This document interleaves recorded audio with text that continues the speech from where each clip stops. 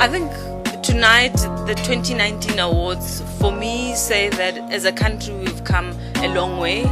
I think the winners, the submissions, the shortlist tell a South African story that is riddled with challenges, but also there are many moments of hope and resilience amongst South Africans.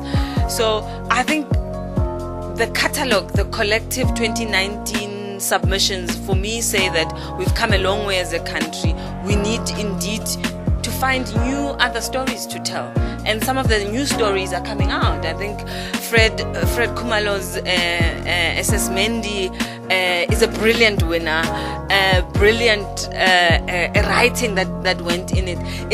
It's one of those new novels that it is a novel that's based on history, but he does it in his own Fred Khumalo way, which makes me proud as a South African. I sit and wonder that indeed as a South African in South Africa, we have someone like Fred.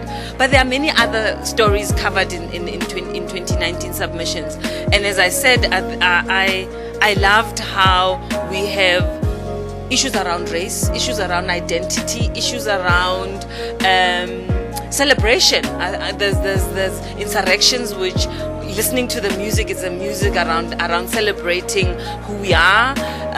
There's many other stories around hostels. I think Nomkhosi was not shortlisted, but is part of the submissions for 2019. Nomkhosi's book is a brilliant book around a particular space in South Africa, which is a unique space, hostels, right, in South Africa. And she writes a book in such a way that shows how much she has lived the life. She has understood those lives in hostels.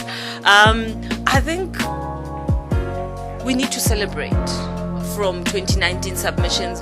We need to also stop and wonder what would we be if it wasn't for the humanities and social sciences, because these stories would never be told, would never see the light of day. I am indeed honored. It is a privilege that this is the only awards of the humanities and social sciences in the country. I don't know about the continent, I don't know about the world, but at least for the first time as South Africans, we're sitting down and saying, let's celebrate, let's honor.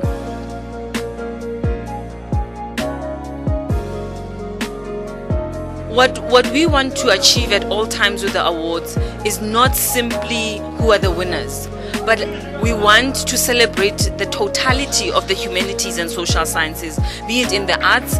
I think the art piece that we experienced today was not for entertainment. It's social commentary at its best. The music, right? And that's the humanities. And I think on stage today you saw the humanities and social science at its best, from arts to books to poetry. Gqina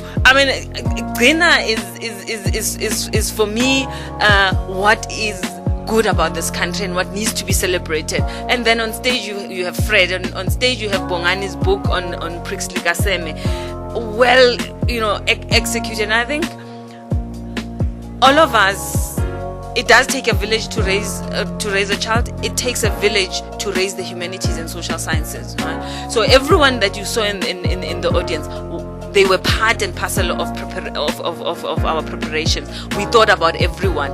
We also wanted everyone to be involved. So, for example, we could easily have awards where we have 10 judges. That's not the spirit in which we want to run the humanities and social sciences and celebrate the humanities and social. We have 28 judges. We also have other people who are friends of the institute coming in and saying, we want to be a part of this.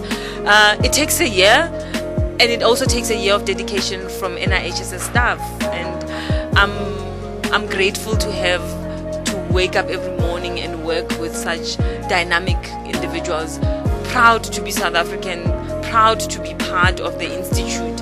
And even when the planning is tough, even when things are tough, they still come and say, we believe in the vision. And the vision is indeed to see the humanities and social sciences take on its rightful position in society. So sometimes, and most times, it doesn't feel like work. It feels like something that we were supposed to do. And it's a pity that we took such a long time to establish such an institute. But it's here, we're celebrating, and I was listening carefully to what the Deputy Minister was saying. in supporting the institute, and we've come a long way as a country.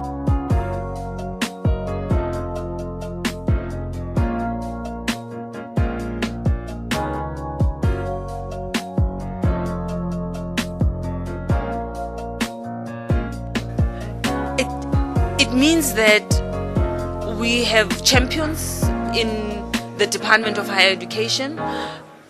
We have champions in government. We have a responsive government that says, yes, we're going to fund sciences.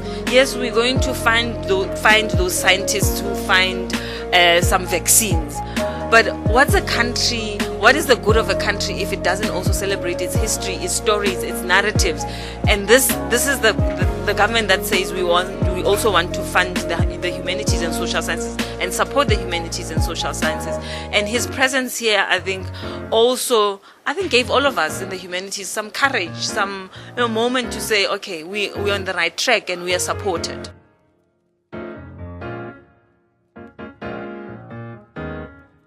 For more stories like these, go to www.social-tv.co.za, subscribe to us on YouTube, and follow us on our social mediums.